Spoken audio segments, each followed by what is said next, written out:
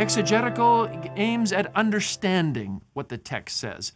The homiletical says, how will I communicate it? So the first step, the exegetical, is worried about what did the author say? The homiletical step is, what do I need to say to my people? And what do my people need to do? One is cognitive. The other is communicative.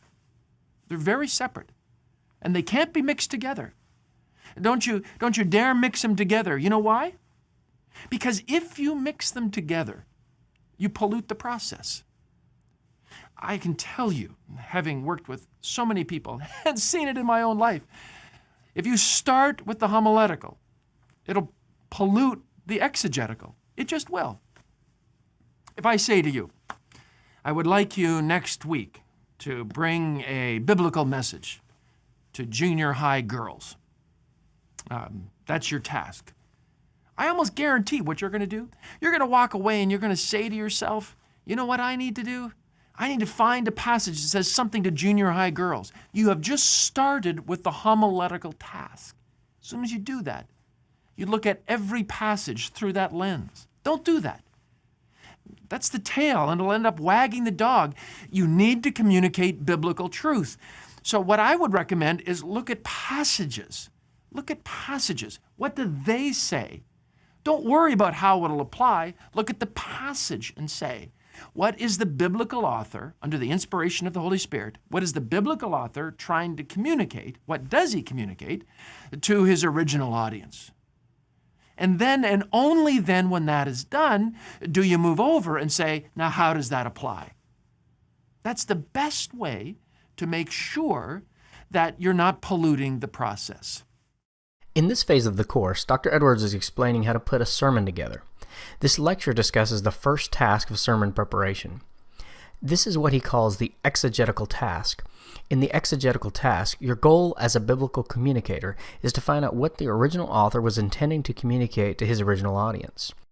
Dr. Edwards stresses the importance of using all the resources available to get the clearest understanding of the passage. This is the information gathering phase, gathering the bricks that will build an idea. I'm going to explain exactly how to gather the tools for the exegetical task. Because Logos has so many resources, it can be a bit bewildering to know exactly where to start. I'm going to share a process that will enable you to dive directly into the exegetical task in order to accomplish the most important aspects of study. My goal in the screencast is to show you how you can rapidly get a broad overview of a passage, quickly survey a wide array of resources, and then engage the text on a deeper level. The tool that we'll start with is called the Passage Guide. Using the Passage Guide is the perfect starting point for a surface study, and as a jumping off point for deeper study. Since Dr. Edwards uses Romans 1 through 7, we're going to use that passage as well. First, let's use a simple command to open up the text. Romans 1 through 5 is the passage we're going to explore. Now that we have our English passage before us, we're going to access all the tools that will guide us as we research the passage. Click Guides, then click Passage Guide. When we examine the Passage Guide, we want to make sure that it displays information on the passage we're considering. Let's link the two. Click the icon in the upper left corner of the Passage Guide. Beside Link Set, click the letter A. Then do the same with your English version. Click the icon, Link Set A. Now, when we scroll to a passage or verse in our Bible, our exegetical guide will update with the relevant information. Now we have a comprehensive list of all of the resources in our Logos library that apply to this passage. This is the key starting point for sermon preparation. Let's take a look at some of the survey-style tools that give us a perspective on the passage. First, take a look at the literary typing. At a glance, we know that we're dealing with the opening or introduction of a community letter. Knowing the genre helps to set the stage for interpretation. Second, I'm going to open up an outline on the book of Romans. I know that by accessing an outline, I can help to position this text, chapter 1, verse 1 through 5, in the broader context of the book. I'm going to select the New American Commentary outline. When I open the New American Commentary on Romans, I want to go directly to the outline. I click the double arrow on the left side of the panel, which opens up the book's contents. There is the outline of Romans. The passage that we're considering is part of Paul's general introduction, which extends to the middle of chapter 1. The first section of the book is Paul's proof of humankind's unrighteousness. This first part of chapter 1 is a greeting or salutation to the recipients of the letter.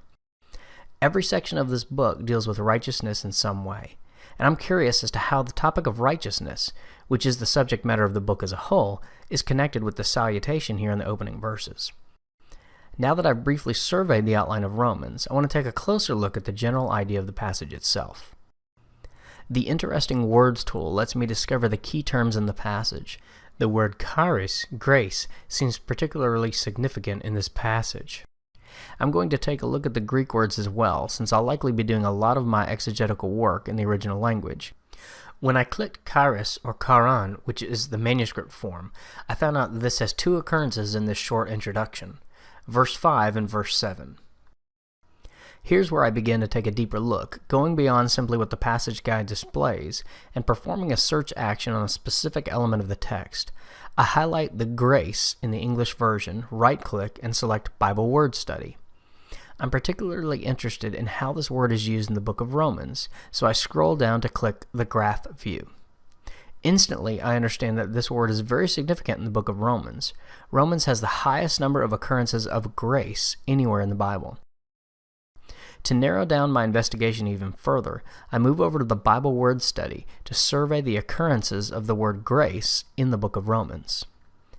It becomes apparent even through a cursory survey of the list that even in his customary salutation, Paul is setting the stage for an exposition of grace that will be conducted throughout the book.